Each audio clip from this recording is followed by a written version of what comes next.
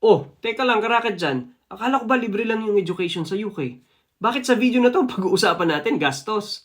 What is mga karakit? Isa sa mga reason kung bakit namin pinili yung UK is free yung education dito sa mga bata. Pero, hindi ibig sabihin nun wala ka nang gagastusin. Free lang kasi yung pag-aaral dun sa proper school. Pero, yung proper school, nag-uumpisa lang siya mula 9 o'clock hanggang 3 o'clock ng hapon. Which means, hindi siya magmamatch sa schedule nyo kung nagtatrabaho ka ng full-time. So para ma-resolve to, isa sa mga solution is mag-enroll sa mga school clubs. At hindi yun libre. So magkano? Magkano nga ba ang bayad sa mga school clubs na to? Okay, gamitin natin case yung anak ko.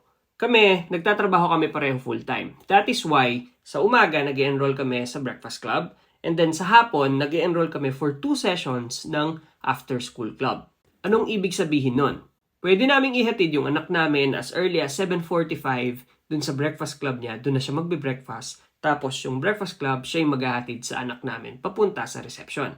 And then paglabas ng reception ng anak ko ng 3 o'clock, mag-spend siya ng 2 sessions dun sa after-school club. That's from 3 o'clock hanggang 4:45 at saka 4:45 hanggang 5:45. Ngayon, magkano ang bayad sa mga sessions na to? Sa school club kung saan pumapasok yung anak ko, it's £6.50 per session.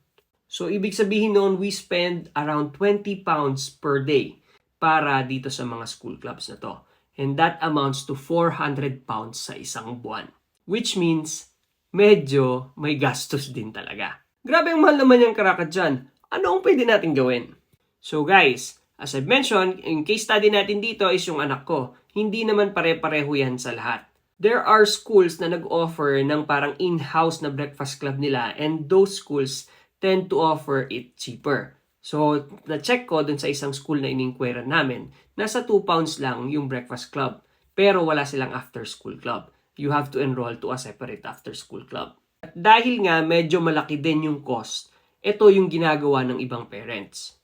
So, merong 3 case. 2 kayo magpo-full-time sa trabaho since mas malaki magiging household income nyo pag ganun yung ginawa nyo, magbayad kayo ng school club. Yun yung ginagawa namin.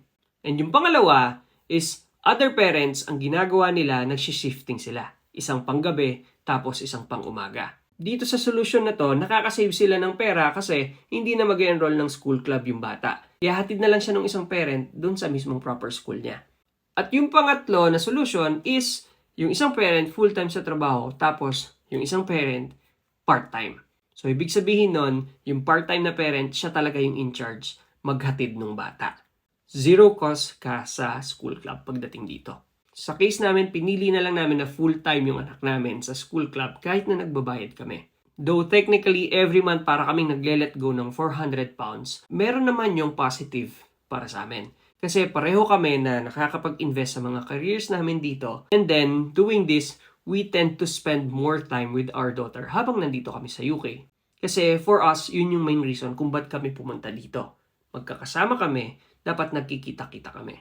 Pero, again, disclaimer, hindi porket yun yung diskarte namin, yun na yung the best. Iba-iba kasi talaga tayo ng situation, karakit. Iba-iba tayo ng situation na pinanggagalingan. Kaya naman, please, bago nyo ako paniwalaan, evaluate nyo muna kung ano yung situation nyo.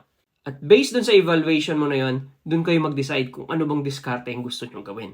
Sa next video, pag-usapan naman natin yung pang 3 years old or yung para sa preschool. Kaya huwag ka mawawala. Follow for more.